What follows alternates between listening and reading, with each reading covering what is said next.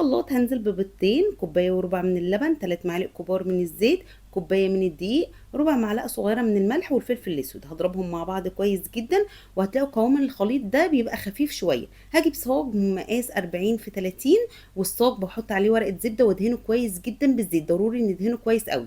هوزع الخليط بالشكل ده واحط بقى الحشو اللي انا عايزاه. حطوا اي حشو بيتزا بتحبوه، انا حطيت جبنه موتزاريلا وسلامي وشويه كده من الزيتون الاسود. وبكون مشغله الفرن على درجه حراره 200 قبل ما ابدا خالص. يعني الفرن لازم يكون سخن. بتدخل على الرف الوسط، بتاخد تقريبا من 20 ل 25 دقيقه، وبعد كده بفتح الشوايه عشان تاخد اللون الحلو اللي انتوا شايفينه ده. هتقطعوها بقى بكل سهوله بالمقاس اللي انتوا عايزينه.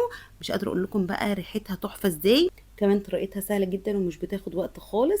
هي بيتزا بس بعجينه الكريب، طعمها مختلف وخفيف وحلو قوي. تقدروا تلفوها بالشكل ده او تاكلوها زي ما هي كده. طعمها كان حلو قوي يا جماعه. الفكره بس ان انتوا تتاكدوا ان ورق الزبده بتاعكم مش بيلزق، والاحسن ان انتوا تستخدموا صاج اصلا مش بيلزق، وبرده تدهنوه بالزيت كويس قوي. طريقتها كانت سهله جدا وطعمها خطير. جربوها، انا واثقه جدا انكم هتحبوها.